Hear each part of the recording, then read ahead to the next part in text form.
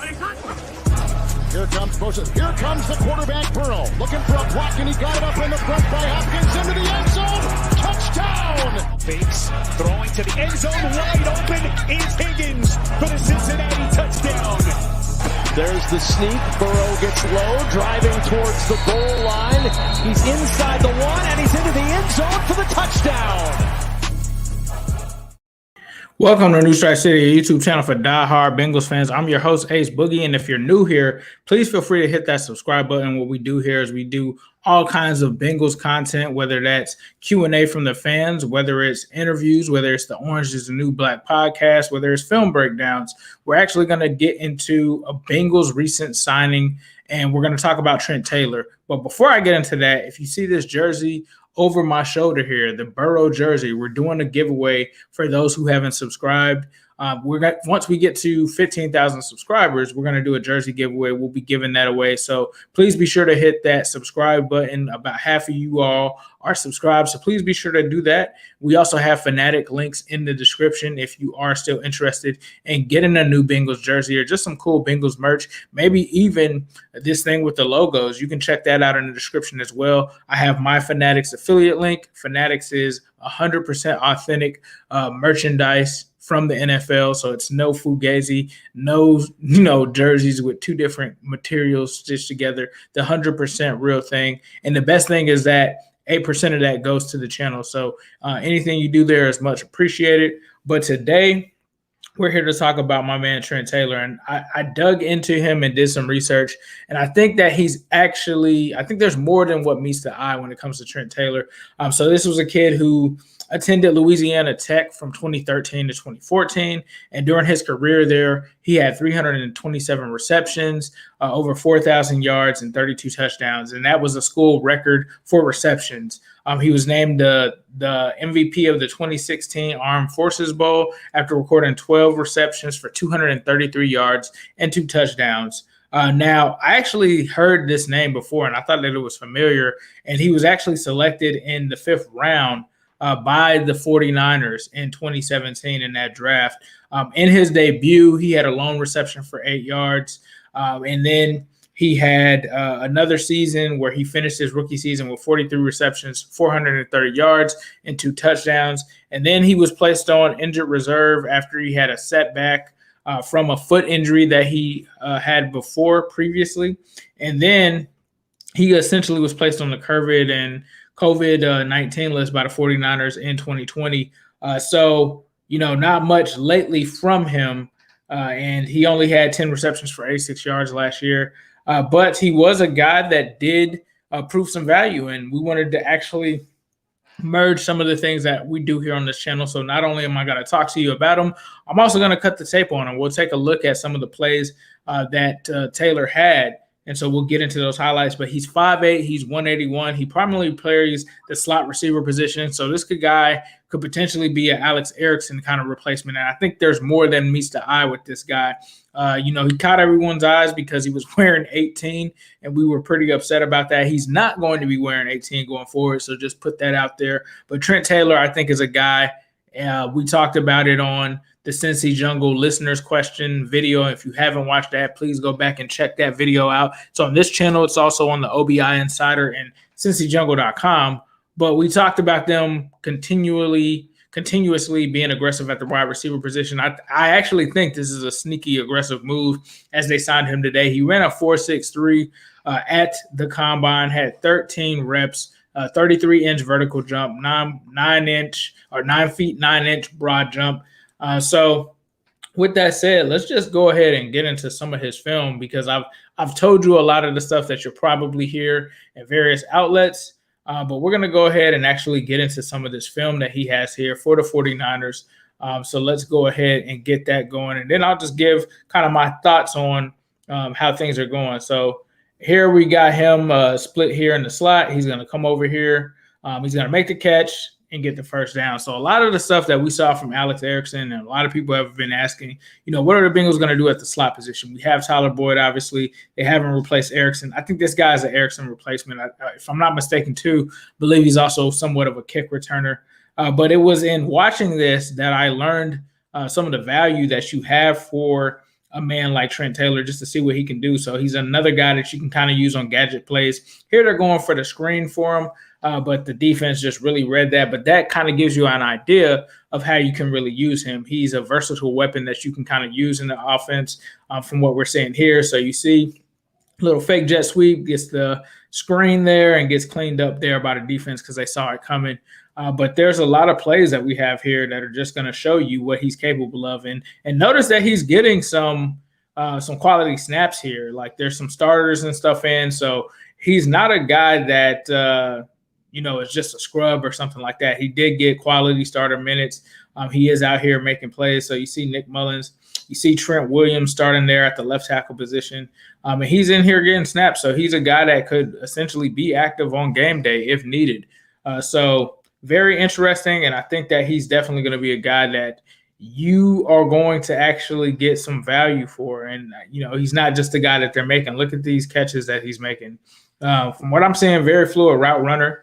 Definitely takes advantage of the middle of the field and definitely can have an impact on this team. I mean, you look at him and you see a guy that just came out and was drafted in 2017. We're in 2021 now, so he's still young. If I'm not mistaken, I think he's about 27 years old. And here's what I caught a money down on third down here, 3rd and 8. So apparently they're going to him on 3rd and 8. Look, on the inside, clearly he's a guy that's reliable. Look at that. Makes the adjustment, picks up the first down. Those are money plays. Those are when it really matters, and that's what you like to see from a guy like him on that play. So look at this. He's looking for Kittle. Kittle's not there. He's working against the zone, and that's a good secondary too in the Los Angeles Rams. Some people consider them to have the best secondary in football. So this is just giving you a little preview of what this guy can do. So it looks like this is going to be the Giants game again on 3rd down, the money down, 3rd and 6. Looks like he's lined up in here in the slot, which we'll probably see him do that with the Bengals. Wide open there, makes a catch. Gets down, protects the football, picks up the first down, gets to midfield. So this is a guy in Irwin that Trenton Irwin, we still have him. But this is a guy in Taylor, and I hope I haven't been saying Irwin the whole time, in Taylor that obviously has some burst there, can make some plays, come across the middle, and tear defenses up. And that's what the Bengals are going to need. They're going to need a guy that can spell Tyler Boyd in the slot. Here's another one. 3rd down again. Missed the 3rd down is what it's looking like for Taylor here. It looks like once again he's lined up here in the slot on the lower, and that's a 5 wide. That's something that the Bengals might do. Gets a 5-yard out there, does what he's supposed to do, textbook, and that's what you like to see. So this is, I think, somewhat of an under the radar kind of signing for him. So check a look. This is something that you could probably see similar to what the Bengals would do in a 5 wide empty. Gets out there, takes it, beats his man. That's what you like to see. So nice little 5-yard out there. But as you can see, man, like he's just a guy. 3rd and 9 here. 3rd and 9. So let's take a look at this one. So I'm assuming this is him up here towards the top of the screen. All right. Tight end goes in motion. Right. Takes the screen, moves, breaks that tackle. So not a guy that's going to really break a lot of tackles. I mean, that was a shoestring tackle there. But obviously looks like a guy that you can get him in space and he can make a cut and possibly pick up the first down or, a couple yards there. So I just think, honestly, he's really a solid receiver. Looks like Erickson 2.0, just like my man Free Game is saying.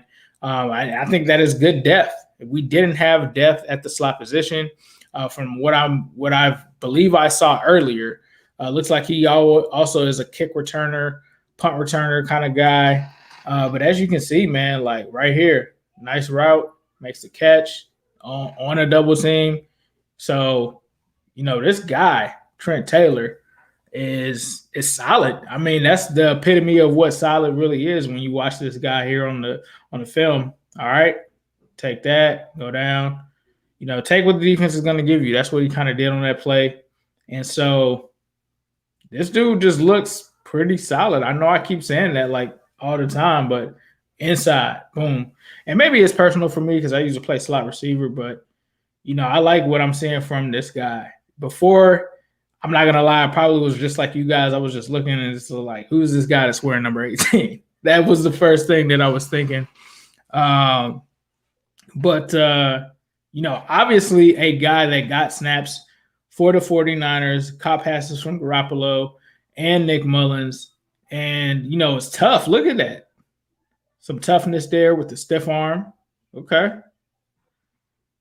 So it looks like he used to be another number. Looks like he used to be number 81. This is probably from 2018. And someone's asking how many drops be right. I'm not going to lie to you. I haven't looked up how many drops he's had. All of these are actually caught passes. So we'd have to see. I could look at the drop passes to see what his numbers are on that. But apparently he had 87. These are, 87 catches. Obviously, we're not going to watch all of them. But I just wanted to get a good idea for what he could do. I mean, being that he's a slot receiver, I'm assuming usually those guys have some of the best hands in the receiving core. So I would assume that his hands aren't that bad. I'm actually going to go and look at his profile while we're taking a look at this. I like his quickness. He's definitely got some quick feet on him. And I really remember this guy from way back when. I don't know why. I don't really remember if I looked at his college film or not. But the name just kind of stuck out. And I don't know what it is. I'm not saying that I was hip to this guy or anything like that, but the name just stuck out. I remembered the guy for some reason. Let's see if we can get it pulled up here. Let's take a look at his player profiler at playerprofiler.com. It looks like he's actually compared to Jeremy Curley. I can really see that. Slot receiver Jeremy Curley is what his player profiler comparison is. When you look at his injury history, let's take a look at that because I think that's what kind of has messed him up. He had a foot fracture in 2019, missed 17 games for it. That's pretty much the season. He had surgery, foot to repair. It looks like it was both of them, apparently. He had a back strain in 2018. He missed 2 games for that. Had a back injury in 2020, but played through it. And had a rib fracture in 2017, missed 2 games because of it. So he's had some issues, not really for the most part. He's kind of struggled with some injuries. 2017, he missed 2 games. 2018, he missed 2 games. So that's pretty typical. But 2019 is when he had his first big injury where he missed basically the season, 17 games missed, and then the back injury in 2020. So not really something that can that doesn't seem like it's a repetitive kind of thing. But he seems like he would be a solid addition to the Bengals. So let me know what you guys think in the comments. I honestly think that this guy may be a steal. Definitely out of the Alex Erickson mode. However, I think this guy, for the most part, is kind of established already. He's been an NFL veteran. He was a 5th-round pick. Alex Erickson was undrafted. They have similar traits and things like that, but I think that this guy could really honestly do something. I'm not going to just try to, blow this up for views or anything like that. I literally think that this guy could do something, especially at the slot receiver position. Now, I'm not saying that he's the next Julian Edelman, but he could be the next Alex Erickson, maybe even slightly better than Alex Erickson. So let me know what you guys think in the comments. And as usual, I'll leave you guys with a who day, all day, every day, and especially on Sunday.